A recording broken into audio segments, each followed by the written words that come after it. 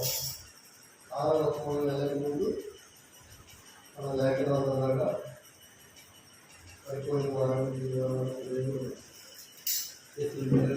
ఆరాధన చేస్తున్నాం. ఆ లేఖనాల ద్వారా మనం చూస్తున్నాం. కీర్తన 118 అవుతుంది చూడండి. కీర్తనలు 118 అవుతుంది.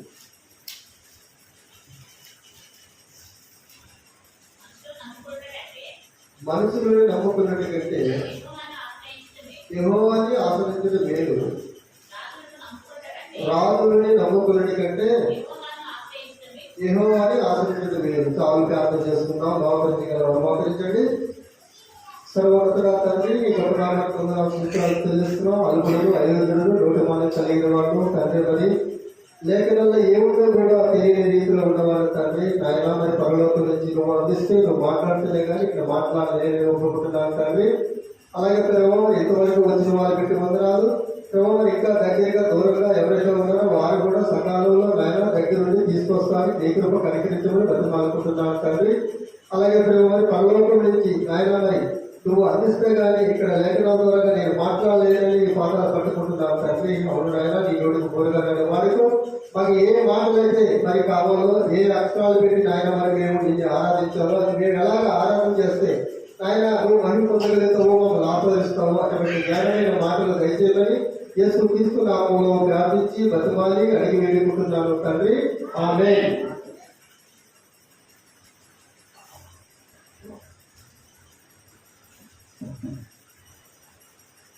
వాళ్ళరా మరి నేను చెప్పాల్సింది ఏంటంటే, ఒకటి మీరు ఆలోచించాలి. నేను చెప్పిన ఆ అక్షరాలు ఒక లైన్ చదివి ఆపాలి. ఎందుకంటే ఇక్కడ నిలబడ్డవాడు ఎందుకు పనికిరాని వాడు. ఎందుకంటే ఈ బైబిల్లో ఏముందో కూడా తెలియదు. మరి తెలియకంట మరి ఆరాధన మొత్తం మనం ఎట్లా చూడాలంటే ఆయన పనికిరాలను కూడా పనికొచ్చినట్టుగా చేస్తాడని నిదర్శనం. దాన్ని అలా వాడుకుంటున్నాడు అన్నమాట. అందుకని మీరు ఏం చేయాలంటే, నేను చెప్తాను, చెప్పింది ఏం చేయాలంటే ఒక లైఫ్ చదివి ఆపుతా ఉంటే దాన్ని దేవుడిచ్చిన జ్ఞానంతో వివరిస్తూ ఉంటారు. 23వ కీర్తన 1వ వచనం చూడండి. బాగా చదివిన వాళ్ళు కొంచెం స్పష్టంగా చదివిస్తారు. 23వ కీర్తన. యెహోవా నా కాపరి, నాకేమీ కలగదు. ఆగండి. యెహోవా నా కాపరి, నాకు ఏమీ కలగదు అని ఎవరు అన్నారంటే మామూలు వ్యక్తి కాదనే ఉంది. ఒక రాజైన దావీదు అంటున్నాడు యెహోవా నా కాపరి, స్పష్టంగా మాట్లాడుతున్నాడు. మనం ముందుగా ఒక మాట చూస్తున్నాం. ఏం చూస్తున్నాము? ఇప్పుడు ఏం చూస్తున్నాం? ముందు మనం మనుషులు నమ్ముడి కంటే ఈయన ఎవరు నమ్ముకున్నాడు? ఈయన ఒక రాజు. ఒక రాజైన దావీదు ఎవరు నమ్ముకున్నాడంటే యేసుప్రభువును నమ్ముకున్నాడు కనుక ఆయన మీద ఆధారపడే ఉన్నాడు. కానీ నాకు సైనికులు ఉన్నారు, నాకు పరివారం ఉన్నారు, నాకు ఎంత ఆస్తి ఉంది అని మాత్రం ఉండలేదు. దావీదైన మహారాజు ఏం చేస్తున్నాడంటే యెహోవా నా కాపరి అంటే ఆయన ఉంటుండగా నాకు ఏ అపాయం రాదు, ఏమీ జరగదని ఆయన ఒప్పుకుంటున్నాడు. చూడండి కిందకి. అలాగే కింద చూడండి. పచ్చిక గల చోట్ల చూడండి. పచ్చిక గల చోట్ల ఆయన నన్ను పరుడు చేసుకున్నాడు అంటే ఒక ఆలోచించాలి. రాజైన వారికి ఎన్నో యుద్ధాలు వస్తుంటాయి. కోరమైన వారు వచ్చి ఆయన అర్థం చేయాలని అనుకుంటూ ఉంటారు. కానీ ఆయన భయపడకంటే ఏమన్నాడంటే పచ్చిక గల చోట్ల. పచ్చిక గల చోట్ల అంటే ఏం చూపిస్తుందంటే నీకు నాకు మనకి ఒక శాంతం, ఒక స్థలతనం, ఒక సంతోషం చూపిస్తుంది అక్కడ. మనం గమనించాలా. ఈ రోజు మందిరానికి వచ్చిన మనము పోయిన వారం నుంచి ఈ వారం వరకు సజీవుడిగా ఉండి మనం మందిరానికి వచ్చామంటే మరి మనం కూడా ఆలోచించాలా. మందిరానికి కొత్త వారు బయలుదేరిన వారు కానీ ఏదైనా పని నిమిత్తం బయలుదేరిన వారు కానీ ఎంతో మంది తిరిగి రాలేని స్థితిలో ఉన్నారు. నీవు నేను మనము కూడా మరి మందిరానికి వచ్చామంటే ఆయన మన పట్ల చూపించే కృప, జాలి, దయాని మనం ఆలోచించేవారుగా ఉండాలి. పచ్చిక గల చోట్ల నన్ను పనులు పెట్టును అంటే ఆలోచించడం మరి ఎలా ఉందో. ఎందుకంటే పచ్చిక గల చోట్ల అంటే ఒక స్థలంలో ఒక సంతోషం చూపిస్తుంది. ఈ రోజు నీకు నాకు ఉన్న సంతోషం ఇతరులకు ఉండదని మనకి బయట ద్వారాగా లేఖనం ద్వారాగా దేవాది దేవుడు మనతో మాట్లాడుతున్నాడు. తెలుసుకున్నాడు. ఇక్కడ చూడండి, శాంతికరమైన జలముల వద్ద. ఎందుకంటే శాంతి అంటే మనం ఆలోచించాలా. బైబిల్లో ఉన్న దానికి మనం మాట్లాడుకునే దానికి చాలా తేడా ఉంటుంది. శాంతకరమైన జలం అంటే మందిరానికి వచ్చి నీవు నేను మనము కూడా శాంతకరమైన జలం ఎక్కడుండాలి? మనం శాంత కలిగి ఉండాలా. సైతం ఏం చేస్తుంటాడంటే పక్కన లేపి మన మీద శాంతం ఉందా లేదా కోపిష్టిగా గర్విష్టిగా ఉండేటట్టుగా చేస్తూ ఉంటుంది. లేఖన ద్వారా నీవు నేను మనము చూసుకున్నాం ఏంటంటే శాంతకరమైన చోట్ల పడ్డ అంటే శాంతంగా ఉండాలి. మనం ఎవరైనా ఏదైనా అంటూ ఉంటారు, దేవుడు నమ్ముకున్న మనము అది సాదృశ్యంగా కనబడాలంటే శాంత కలిగి ఉండాలి. మనం అంటే అనుకోని మనకెందుకులే అని చెప్పేసి మనం చాలా ఓపికగా ఉండాలా, నిదానంగా ఉండాలా. అప్పుడే ఎంత వాళ్ళకి వీళ్ళు దేవుడు నమ్ముకున్నారు కనుక వీళ్ళు శాంతంగా ఉంటారు, వీళ్ళని ఏమన్నా అంటే తిరిగి మనకే వస్తుందని వారు భయపడే వారికి ఉంటారన్నమాట. అందుకే దావీదు ద్వారా దేవుడు అంటే శాంతికరమైన చోట నడిపిస్తున్నాడంటే ఆయన కోపం అనేది లేకుండా తీసేసాడు, ఒక ఆవేశం అనేది లేకుండా తీసేసాడు దేవుడు. అందుకని దావీదు మహారాజు ఒప్పుకుంటున్నాడు, శాంతికరమైన చోట నడిపిస్తున్నాడని ఆయన ఒప్పుకుంటున్నాడు కనుక అట్టి వారిపై మనము కూడా ఉండి ఆ శాంత కలిగి ఉండి మనం ఆరాధన చేస్తే డైరెక్ట్ గా మనం చేసే ఆరాధన పరలోకరాజ్యం చేస్తుంది. అంతేగాని కోపిగా గరిష్టిగా మరి ఉండి నోటికి వచ్చినట్టుగా మాట్లాడి మనం వచ్చి మందిరంలో ఆరాధిస్తే అది ఎలాగైనా అంగీకరిస్తాడు. ఒకసారి ఆలోచించే వారిగా మనం ఉండాలా. ఎందుకంటే ఎవరికి వాళ్ళే ఆరాధించేటప్పుడు ఆరాధన పరలోకరాజ్యం చేరుకుంటుందా లేదా అంటే మనం చాలా జాగ్రత్తగా వెళ్ళాలి.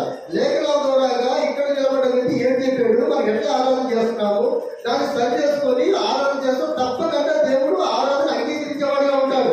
ఎందుకంటే దేవుడు నీతోటి నాతోటి మనతోటి అందరితోటి ఉంటున్నాడు. మన వెనక ముందు కూడా ఆయన ఉన్నాడు కనుక మనం ఎక్కడ ఉంటున్నామో ఏం చేస్తున్నామో ఎటు తిరుగుతున్నామో ఏం మాట్లాడుతున్నామో తప్పకుండా నేను చూసేవాడిగా ఉంటాడు. ఆయనకి తెలియదని మనం అనుకొని ఆరాధన చేస్తే నాకు తెలుసు కదా నీ జీవితం నువ్వు చేసిన ఆరాధన ఎలా అంగీకరిస్తాననుకుంటున్నావు అని అంటే మనం 20 స్థానాలు దావీదు మహారాజే శాంతకరమైన చోట్ల నేను నడిపిస్తున్నాడు అంటే ఎంత శాంతంగా ఉండగలుగుతున్నాడో రాజు ఒకసారి ఆలోచించాలి. చూడాలి చూడండి, నా ప్రాణములకు ఆయన శాంత తీరుస్తున్నాడు. శాంత తీరుస్తున్నాడు అంటే ఒక శాంతంగా ఉంటున్నాం కాబట్టి మనకి ఎన్ని ఇబ్బందులు వచ్చినా, ఇరుకులు వచ్చినా, శ్రమలు వచ్చినా, బాధలు వచ్చినా, ఏది వచ్చినా సరే కానీ సంతోషంగా ఉంటాయి ఆయన చేస్తున్నాడని దావీదు మహారాజు ఒప్పుకున్నాడు. నువ్వు నేను ఎంతటి వాళ్ళు ఒప్పుకోవడానికి మందిరానికి వచ్చిన మనం ఆ శాంతకరమైన చోట ఎప్పుడైతే ఉంటున్నామో మన ప్రాణం కూడా అంత హాయిగా ఉంటాయి. కారణం ఏంటంటే ఎవరితో గొడవ పెట్టుకుని ఇంటికి వచ్చి టెన్షన్ పడేవాళ్ళగా ఉంటాం. ఆ గొడవ లేనప్పుడు శాంతంగా ఉంటాం కదా, మనం ప్రాణం హాయిగా ఉంటుంది కదా. అదే మనం గమనించుకోవాలి. మందిరానికి వచ్చి నీవు నేను మనం బయట ఎలా ఉంటున్నాం అనేది మనకి మనమే ఆలోచించుకొని ఆలోచన చేసేవాళ్ళు ఉండాలి తప్ప నేను ఆలోచన కాదండి. చూడండి, తన నామమును బట్టి చూడండి మనం ఎలా ఉండాలంటే తన నామాన్ని పెట్టి నీతి మార్గంలో నడవాలి. మనం నీ నామాన్ని పెట్టి నా నామాన్ని పెట్టి ఇతర నామాన్ని పెట్టి కాదు. మనం నీతి మార్గంలో నడిచేటప్పుడు ఎలా ఉండాలంటే ఆయన నామాన్ని పెట్టి నడవాలా. అంతేగాని మనకి ఏదో డబ్బు ఉంది ధనం ఉందని మన నీతి మార్గంలో నడిస్తే అది ఆరాధన చేస్తే మనం పరలోకరాజ్యం దేవుడు చేసుకోడు. ఎందుకంటే తన నామాన్ని పెట్టి మనం ఆరాధన చేయాలా, తన నామాన్ని పెట్టి మనం నీతి మార్గంలో నడవాలి. మనం తన నామాన్ని పెట్టి ఎప్పుడైతే ఉంటున్నామో మనకి ఎవరైనా సరే కానీ అపాయం చేయాలా, గొడవ చేయాలా, గోల చేయాలా, మనకి కీడు చేయాలనే వారు ఎవరైనా ఉంటే వారు మాత్రం ఎవరు ఏమి చేయలేరు. ఎందుకంటే మనం ఆయన నామాన్ని పెట్టి ఉంటున్నాం కాబట్టి ఆయన నామం వెంటాడైతే కంటికి కనబడదు, చెవులు కనబడదు, ఆ నామం అంత గట్టిగా ఉంటుంది. దావీదు మహారాజే ఆయన మీద ఆధారపడుతున్నాడంటే మనం కూడా అలాగా ఆయన నామాన్ని పెట్టి ఆధారపడి ఉంటే తప్పకుండా మన మీద శోధనలు, ఇరుకులు, ఇబ్బందులు, చెవులు మొత్తం తొలగిపోయేవారుగా ఉంటాయి. చూడండి, గాఢంధకారపు లోయ. లోయ అంటే ఏమనిపిస్తుంది నీకు నాకు మనకి? ఒక చీకటి, ఒక భయం, ఒక భయాన్ని అక్కడ చూపిస్తుంది అనమాట. గాఢంధకారపు లోయ అంటే ఒక భయం నిలుస్తుంది. 2-3 సంవత్సరాల కింద కరోనా వచ్చినప్పుడు చెట్టు ఆటో రాలిపోయినట్టుగా రాలిపోయారు అందరూ. మరి నీవు నేను మనం బతుకున్నామంటే కారణం ఏంటి? ఆయన నామాన్ని పెట్టి మనం ఉన్నాము కలిగి అలా బతుకున్నాం. కానీ చనిపోయిన వాళ్ళకంటే డబ్బున్న వాళ్ళమా, ధనమున్న వాళ్ళమా, ఆస్తున్న వాళ్ళమా, బలమున్న వాళ్ళమా, తెలివితేటలున్న వాళ్ళమా? డాక్టర్లే చనిపోయారు. అలాంటి నీవు నేను మనం బతుకుని ఈ రోజు కొంతమంది వింటున్నామంటే దేవాది దేవుడు నీ పట్ల నా పట్ల ఎంత గొప్ప కార్యం చేశాడో మనం ఆలోచించుకోవాలా. ఆయన ఆలోచించినట్టు ఎలా ఉండగలుగుతాం చెప్పండి? ఆయన ఆలోచించినట్టు ఉండగలమా?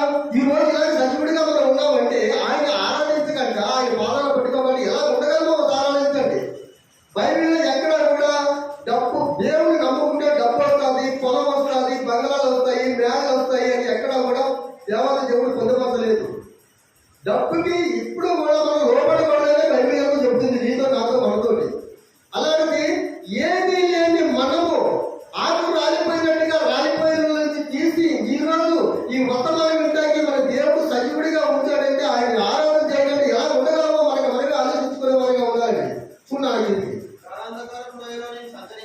గారంతకాలపు లోయలను సంతరించినాడు కానీ చూడండి, ఏ అబ్బాయికి భయపడు. నువ్వు నేను భయపడ్డావా అయితే కరోనా అప్పుడే చనిపోదు. మనం వాళ్ళు వచ్చింది నాకు వస్తుందని అనుకుంటావా ఎప్పుడో చనిపోయేవాళ్ళు. చనిపోవాలంటే ఉంటే కారణం ఏంటంటే ఆయన నామని పెట్టి ఉండి గారంతకాలం లోయలో ఉన్నా కానీ దావీదు మహారాజు ఎలాగైతే భయపడలేదు, మనం కూడా అలా భయపడకుండా ఆయన నామని పెట్టి ప్రార్థన చేసే వారిగా ఉన్నాం. కాబట్టి మనకి కరోనా వచ్చినా కానీ మనకు తెలియకుండానే అర్థం దాని బట్టి అది వెళ్ళిపోయినట్టుగా దేవుడు చేశాడు. ఇంత గొప్ప కార్యం చేసిన దేవుడికి మనం ఆరాధన చేయకుండా ఎలా ఉండగలమో ఆలోచించండి.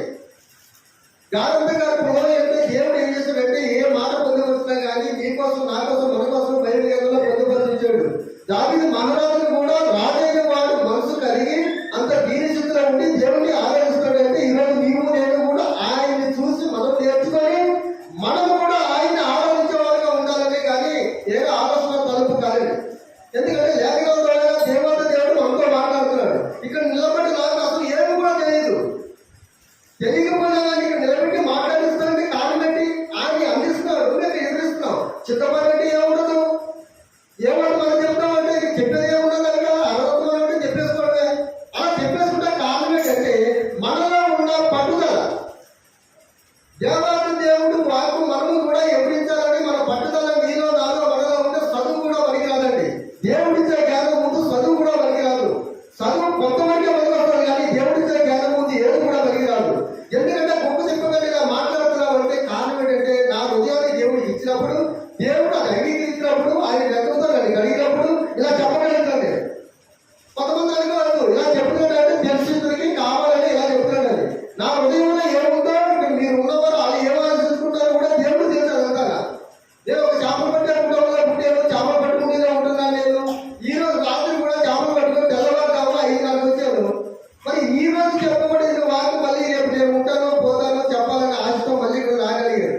ఎందుకంటే ఆ ఆశ అనేది నీలో నాలో మనలో ఉన్నప్పుడు దేవుడు తప్పకుండా మనకు ఆస్వాదించేవాడిగా ఉంటాడు, మన ఆరాధన అంగీకరించేవాడిగా ఉంటాడు. మనం గమనించాలా. మనం అనుకుంటాము మందిరం పక్కనే మా ఇల్లు ఉంది కదా, మరి మాకెందుకు వచ్చిన సోదరులు, మాకెందుకు వచ్చిన డబ్బులు, మాకెందుకు వచ్చిన జనాలు అనుకుంటారు కొంతమంది. మనం కూడా గమనించాలా. ఈ ఊళ్ళో ఒక హాస్పిటల్ ఉందనుకోండి, హాస్పిటల్ పక్కనే ఇల్లు ఉంటే రోగాలు తగ్గిపోతాయా? తగ్గేలా ఉండవు. ఒకవేళ హాస్పిటల్కి వెళ్ళి చుట్టూ తిరిగి ఏముందో చూసి మనం ఇంటికి పోతే రోగాలు తగ్గిపోతే తగ్గవు. కానీ హాస్పిటల్కి వెళ్ళాలా, దానికి వెళ్ళి తీసుకోవాలా, ఎక్స్రేలు తీసుకోవాలా, మనకి ఏ రోగం ఉందో మనకు చెప్పాలా, దాన్ని బట్టి ఆ మెడిసిన్ ఇవ్వాలా. ఆ మెడిసిన్ క్రమం తప్పుగా వాడితేనే ఈ రోగం తగ్గుతుంది. మరి మందులు వచ్చిన నీవు నేను మనం కూడా మనలో ఏముందో ఇబ్బంది ఉందో, ఇల్లు ఉన్నాయో, చెప్పులు ఉన్నాయో, బాధలు ఉన్నాయో ఇవన్నీ కూడా ఆయనకి చెప్పేవారిగా ఉండాలా. చెప్పి ఆ మెడిసిన్ వాడినట్టుగా క్రమం తప్పకుండా మనం కూడా ప్రార్థన చేసేవారిగా ఉండాలి. అలా చేస్తే తప్పకుండా ఎవరు స్వామినాలు తీసేస్తా ఉంటాయి. మనం అనుకుంటూ ఉంటాం ప్రార్థన చేయండి అని. వాటిలో అన్నది తింటే ఒక రోజు తింటాం, మన ఇంట్లో అయితే ప్రతి రోజు తింటాం. అలాగే మనం ప్రార్థన చేసుకుంటే దేవుడి సన్నిధిలో మనం నిలబడగలుగుతాము, మనం గొప్ప దంతులుగా కూడా ఉండగలుగుతాం. ఏది లేనివాడు లేదు, ఏది తెలియని వాడు కూడా మరి ఇలా చెప్తున్న కారణం ఏంటంటే మనలో ఉన్న పట్టుదల, ఆ ఆశ అనేది ఇలా ముందుకు కనిపిస్తుంది. నేను ఇలా చెప్తాను కారణం ఏంటంటే మందిరానికి వచ్చే మనము ఎలా ఉంటున్నాము, ఏం చేస్తున్నాము, బయటికి వెళ్తే మరి మందిరానికి ఏం చేయాలనుకుంటున్నాము అని కృపలో ఆలోచనలో ఉండాలి. మనం అంతా ఆ ఆలోచనలో లేకపోతే మనం ఎందుకు పనికిరాని వారిగా ఉంటామని నేను మరి బైబిల్ గ్రంథం లేఖనాల ద్వారా మాట్లాడుతూ చూడాలి. చూడండి, నీవు నాకు తోడైందు, నీ దుడ్డికరయు నీ దండము నన్ను ఆదరించి నీవు నాకు తోడైండు. ఆయన మనకు తోడైండు అని చెప్పు ఎవరి తోడు కూడా అనలేదు. మనం అనుకుంటాము మన పిల్లలంతా హైదరాబాద్లో ఉంటారు, చదువుకుంటూ ఉంటారు. కానీ ఇక్కడ ప్రార్థన చేస్తే దేవాలయ దేవుడు అక్కడ ఉన్న వాళ్ళు కూడా ఆచరించి కానీ చేస్తున్నాడు ఆయన. ఎందుకంటే మన వచ్చి వెళ్ళడానికి టైం పడుతుంది కానీ ఆయన ఇక్కడ ప్రార్థన చేయగానే అక్కడ వాళ్ళకి ఏం కావాలో కూడా సమకూర్చేలా ఉంటాడు. ఎందుకంటే దేవాలయ దేవుడు అన్ని చోట్ల ఉంటాడు. ఎక్కడ 2-3 ఉంటే నీ నామాన్ని పెట్టి ప్రార్థన చేస్తే అక్కడ నేను ఉంటానా అంటాడు ఆయన. మరి అందుకని ఆయన తోడుగా ఉంటున్నాడు. వాడు తోడుగా ఉండాలంటే మనం ఏం చేయాలంటే మన పిల్లలు, మన చుట్టుపక్కల వారు ఎవరైనా సరే ఎక్కడ ఉన్నా సరే మనం ప్రార్థన చేసే వారిగా ఉంటే దేవుడు తప్పకుండా వాళ్ళకి అంటే కొత్త మరి ఉద్యోగానికి వెళ్ళినప్పుడు పిల్లలు మరి స్కూల్కి వెళ్ళినప్పుడు మరి ఏదైనా చిన్న దెబ్బ అయితే మనం ఏమనుకుంటామంటే ప్రభావం 10 వారం మందికి వస్తున్నాం కదా, మందిలో పరిపాలనగా చేస్తున్నాం కదా, చేపలు చేస్తున్నాం, ఊడుస్తున్నాం, అన్ని చేస్తున్నాం మేము, మరి మాకే ఎందుకు వచ్చాయి అనుకోవచ్చు. కానీ మీరు బయటకు వెళ్ళేటప్పుడు వచ్చేటప్పుడు మనం చెప్పేవాళ్ళు ఉండాలా. ఒక చిన్న పిల్లవాడే తండ్రి కానీ తల్లి కానీ చెప్పకుండా గంట సొమ్ము కనబడకపోతే ఇట్లా వచ్చినట్టుగా మాట్లాడి మనం కొట్టేవారిగా ఉంటాం. దేవుడు నిన్ను నన్ను మనల్ని పుట్టించిన దేవుడికి చెప్పకపోతే నింద రెండు చేస్తే మనం చేసే ఆరాధన ఆయన అంగీకరిస్తాడా? మనం ఆలోచించాలి అదే మాట. ఎందుకంటే భూమి మీద ఉన్న మనమే మన పిల్లలు మనం చెప్పకుండా ఏదైనా పని చేస్తే మనం ఒప్పుకునే వారిగా ఉండవే. మన దేవుడికి మరి ఒప్పుకొని మనము ఆయన రక్తంలో కడగబడి మరి బాధ్యత తీసుకున్న మనము ఆయన చెప్పకుండా ఏ పని చేసి అది నష్టపోతే ఎందుకు ప్రేమ ఎలా చేస్తామంటే ఆయన ఒప్పుకుంటాడా? మనం గమనించాలా, ఇదే ఆలోచించాలా. ఏదైనా సరే కానీ దేవుడికి చెప్పి చేస్తారు తప్పకుండా ఆయన ఈ రోజు చేయొచ్చు, మరి ఏ పని చేయొచ్చు, 2 సంవత్సరాల పైన చేయొచ్చు, కానీ అది గొప్పగా ఉంటుంది, ఆశీర్వదకరంగా ఉంటుంది. దాన్ని చెడగొట్టేవాడు ఎవడు కూడా ఉండడు. అందుకని దావీదు మహారాజు ఏం చేశాడంటే ఆ యెహోవా దేవుడి మీద ఆశపడి ఉన్నాడు ఆయన. చూడాలి, ఈ మాట జాగ్రత్తగా గుర్తు పెట్టుకోవాలి. మనం ఎవడన్నా ఏదైనా అంటే మనం భయపడేలా ఉంటాం, భయపడిపోతూ ఉంటాం మనం. అక్కడ ఏమన్నాడంటే నా శత్రువులు ఎదట నాకు భోజనం సిద్ధపాటు చేస్తును అంటే మనకు చంపేసేవారి ముందు కూడా ఆయన భోజనం సిద్ధపాటు చేస్తాడని ఎంత ధైర్యంగా చెప్తాడో ఆలోచించండి. ఎవరైనా ఏదైనా ఇంటి పక్కలతో గొడవ పెట్టుకుంటే ఆయన చుట్టూ కూడా తొమ్మిది కూడా చూడం మనం.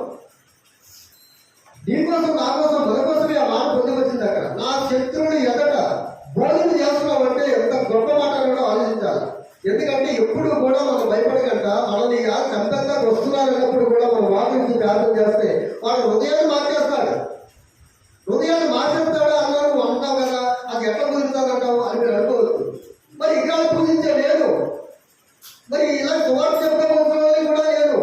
మరి అడ్డము తిరిగి మరి మాట్లాడి నాతోటే పులిపిడి మీద వాకు చెప్పిస్తున్నాడే.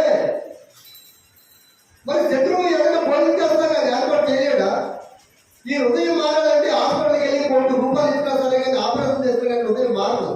దేవాది దేవుడికి హృదయాన్ని ఇచ్చినప్పుడు హృదయం ఆయన మారిస్తే తప్పకుండా అలాగే ఉంటుంది. మరి తాగుబోతుగా తిరిగిపోతుగా ఎఫ్ఎస్గా నేను ఉన్నప్పుడు 2వ సార్లు మరి బొట్లు పెట్టుకుని కూడా తాగేవాడుగా ఉన్నాను. నా హృదయాన్ని ఎప్పుడైతే దేవుడికి ఇచ్చానో అప్పటి నుంచి ఊసును ఉమ్ముని నాలుగుతో ఎలాగైతే నాటలేమో అంత ఆశయంగా అనిపిస్తుంది అది చూస్తుంటే. దానికి కారణం ఏంటంటే ఈ హృదయాన్ని ఆయన తప్పు చెప్పాను, ఆయన నన్ను భద్రపరిచాడు, ఆయనకు సాక్షిగా నన్ను ఉంచుకుంటున్నాడు. ఇంతకంటే ఏం కావాలి చెప్పండి? ఈ రోజు మనం ఆరాధించుకుంటానికి చూడండి, నూనెతో నా తల అంటున్నాం. ఎంత గొప్ప మాట చూడండి. దేవాద దేవుడు మన పైన చేయాల్సినప్పుడు అంతకన్నా ధైర్యం ఏమైనా కావాలా? మనం కూడా ఏం చేస్తుంటామంటే ఎవరైనా రోగిష్టిగా ఉన్నప్పుడు, అనారోగ్యంగా ఉన్నప్పుడు, ఏదైనా మరి ఇబ్బందులతో ఉన్నప్పుడు, సంఘ పెద్దలుగా మనం ఉన్నప్పుడు వాళ్ళు ఏం చేస్తుంటారంటే మరి రమ్మని ఇంటికి పిలుచుకోవడం లేదా మందిరానికి వచ్చి ప్రార్థన చేయమంటారు. ప్రార్థన చేయమంటే మనం ఏం చేస్తామంటే ఆయన నామాన్ని పెట్టి నూనెతోటి వాళ్ళకి ప్రార్థన చేసేవారుగా ఉంటాం.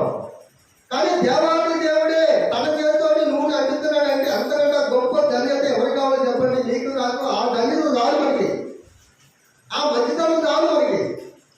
మరి ఆయన మన తలపైన నూనె అంటారంటే మనం ఎలా ఉండాలా అనేది మనం ఆలోచించాలి. దావీదు మహారాజే దేవుడిని ఒప్పుకుంటాడు కనుక అంతకంటే బహు జాగ్రత్తగా ఒప్పుకొని మనం చేసే ఆరాధన ప్రతి మాట కూడా పర్లాతరాజు చేరేటట్టుగా ఉండాలి. మనం ఇంకో మాట గమనించాలి.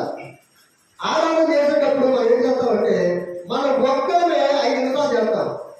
పక్కన ఉన్నవాడు 2 సంవత్సరాల నుంచి మందాడికి వచ్చినా కానీ ఆడ ఆరాధన చేయబోదు, మనం ఏం పట్టించుకోం. ఎందుకంటే ఆయన కూడా పక్కన వాడు కూడా ఆరాధన చేయాలంటే మనం 6 మాటలు చేస్తే వాడు 3 మాటలు చేస్తాడు. వాడు ఉసుగల్పే వాళ్ళగా ఉండాలి. మందిరానికి వచ్చిన వ్యక్తిని కూడా ఆరాధన చేస్తానికి ఉసుగల్పే వాళ్ళగా ఉండాలి. ఒక 3 నిమిషాలు చేసేవాడు కొన్ని మనకి ఏం అర్థం కాదు, పక్కన వాడికి అర్థం కాక నాకు ఎందుకు లేకుంటాడు. అదే మనం 6 మాటలు 4 మాటలు చేసాము ఇంతే కదా అనుకుంటాడు. చిన్నపిల్లవాడు ఎల్లగానే 10వ తరగతి అక్షరాలు చెప్పరు, 1, 2 చెప్తా ఉంటారు. దాన్ని పెట్టి వాడు పెద్ద అయిన తర్వాత ఎక్కడ పాస్ అవుతున్నాడు. అలా చేయాలంటే మనం కూడా ఏం చేయాలంటే ముందుగా ఉన్న మనము ఆరాధన తెలిసిన మనము పక్క వ్యక్తి ఆరాధన చేయకపోతే వాళ్ళ దగ్గర కూర్చొని వాళ్ళకి అవకాశం కలగజేసి వాళ్ళతో ఆరాధించేటట్టుగా చేస్తే పర్లోకంలో నీ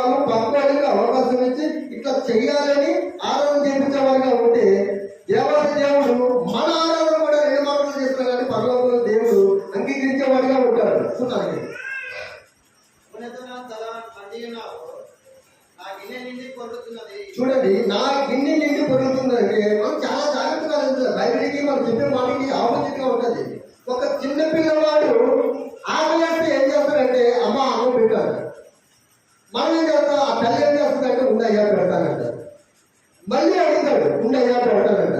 ఆమె ఏదో పండుగలో ఉంటుంది, ఆ పనులు చేసుకుంటూ అయ్యా పెడతానుండు, ఇంకా టైం అవ్వలేదు కదా పెడతానుండు అని చెప్పేసి అంటూ ఉంటారు. అయినా వీడు పట్టు తప్పక ఆకలేస్తుంది కాబట్టి వీడు ఆకలి అన్నం అని అడుగుతూ ఉంటాడు. అప్పుడు ఆ తల్లి ఏం చేస్తుంది, నా కొడుకు ఎంత ఆకలితో ఉన్నాడు అని గిన్నె నిండా పెడుతుంది, ఆకలి తీరగా పెడుతుంది. అన్నం ఆ చిన్నపిల్లవాడికి ఒక తల్లి అడగ ఆహారము గిన్నె నిండా పెడుతుందంటే ఇరుకులు ఇబ్బందులు చెప్పనున్న మనము మరి దేవాలయ దేవుడి సన్నిధిలో మొదలుపెట్టుకుంటే ఆయన మన ప్రార్థన విన్నప్పుడు గిన్నె నిండి పొడిగట్టుగా పెట్టలేదా? మనం ఆలోచించాలా. బయటలో ఉన్న వాటికి మనల్ని అనుసంధానం చేసుకొని మాట్లాడితే ఏమవుతుందంటే నీ గిన్నె నిండి పడుతుందని ఎప్పుడు పడుతుంది? అది మనం గాఢంగా ప్రార్థన చేసినప్పుడు పట్టు మొదలగడ్డ ప్రార్థన చేసినప్పుడు ఆ చిన్నపిల్లవాడికి తల్లి అన్నం ఎలాగైతే పెడుతుందో మనం కూడా దేవాలయ దేవుడు అప్పుడు మనకు అనుగ్రహించి ఆశీర్వదిస్తాడు. ఆయన ఆశీర్వదిస్తే ఇక ఎవరు కూడా చెప్పలేరు. మనం ఎంతో హెచ్చించే వారుగా ఉంటాం. అట్టి ప్రార్థన కలిగి ఉండాలి, మనం అట్టి ఆరాధన కలిగి ఉండాలి. చూడండి ఆయన ఏమంటారు, నేను దాని మారదు, ఆయన బతుకు దినములన్నీ కూడా ఉపాశ్యాములై నా వెంట వచ్చును చిరకాలము. చూడండి ఆయన ఏమంటాడు, చిరకాలం అంటే భూమి మీద ఉన్నంత కాలము కూడా నేను ఏదో మందిరంలో సంచరించను అంటున్నాడు. ఇంతకంటే ఏం కాదు చెప్పండి. ఇంటికాడ నుంచి మందిరానికి వచ్చామంటే ఆరోగ్యం బాగుంటే కదా, ఆరోగ్యం బాగలేకపోతే మందిరానికి వస్తావా, నడవలేకపోతే వస్తావా? చూడండి మరి మందిరానికి వస్తున్నామంటే మన పట్ల దేవాలయ దేవుడు ఎంత గొప్ప కార్యం చేస్తున్నాడు. ఆయన చిరకాలము నేను ఎవరో మందిరంలో ఉంటానే దావీదు మహారాజు అంటున్నాడు. ఈరోజు నువ్వు నేను మనం ఎంతో సార్లు ఆలోచించుకొని ఈ లేఖనాల పెట్టి మనం ఏం చేయాలంటే ఆరాధన చేసేవాడిగా ఉండాలి. మనం చేసే ఆరాధన డైరెక్ట్ గా ఆయన అంగీకరించేవాడిగా ఉండాలి. కానీ చుట్టుపక్కల చూస్తున్నాడు, ఆట చూస్తుంది, నేను బాగా అనుకొని మనుషులు చూసి చేసే ఆరాధన దేవుడు అంగీకరించడు. అందుకని నీవు నేను మనము ఆరాధనతో మనం విన్నాం కాబట్టి ఏదైతే ఉన్నామో వీరిని మొత్తం మనం అనుసంధానం చేసుకొని ఆరాధించే వాడిగా ఉండాలా. మనం ఆరాధనలోకి వెళ్దాము, ఆరాధన చేసుకుందాం.